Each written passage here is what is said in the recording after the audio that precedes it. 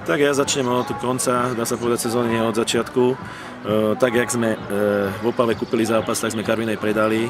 Čiže myslím si, že stačí, keď poviem toto, že tá sezóna, vlastne tá úroveň tej sezóny bola taká, že myslím si, že tí chlapci si dosť vytrpeli a jak som povedal po zimnej príprave, kde bola na nich neskutočná kritika po tej jesenej časti, kde pol sezóny po 6. kole sme boli druhí a mali sme skóre 16-1. To bola to pohádka, krásne 2 poháre, naplnené tribúny, tak zrazu hovorím, nevyšli pár zápasov, prehralo sa 6-7 zápasov, čo patrí k fotbalu a zrazu chlapci boli ožraní, svíne, ja neviem ani tie vybrané slova, čo sa na nich zhrklo, čiže bolo veľmi ťažké dať dokopy ten manšaft cez zimu a v podstate aj v zimnej príprave som povedal, že bude to jedna z najťažších sezón, lebo videl som tú tabuľku a v podstate sa to odzrkadlilo.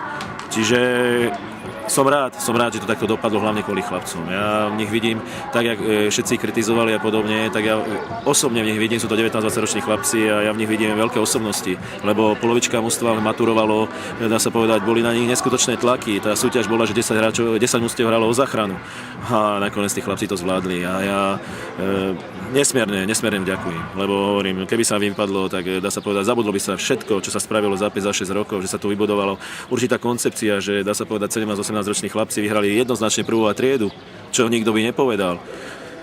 Čiže hovorím, tí chlapci si veľmi veľa vytrpeli a ja obdivujem ich a dávam pred nimi klobúk dole. Ja viac nemám čo tomu povedať, lebo hovorím, myslím si, že tí ľudia by sa mali spamätať, lebo tento región je neskutočne silný. Tu nezáleží, či niekto je Bielničan, či niekto je Nedašov, či Vlachovice, či Návojna.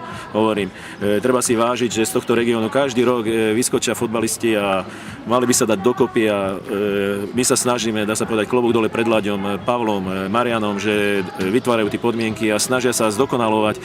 Hovorím, či štadión, aj pomôcky pre tých detských a mládežníckí tréneri výborní. Čiže ja sa čudujem, že majú také, tak dá sa povedať, odozvu na týchto chlapcov takú, ktorí bývajú 5 minút od baráku, čo sa dopočúvame tu. Ja hovorím ešte raz, klobúk dole, možno hovorím v emóciách, ale ja som v živote nestretol taký kolektívát, tak na úrovni chlapcov v tomto veku, také silné osobnosti, ktoré dokázali toto zvládnuť. Ja hovorím klobúk dole. Hovorím, nie je to len o Mičegovi, nie je to ani o tých chlapcov. Hovorím klobúk dole a ešte raz veľmi pekne ďakujem za všetko.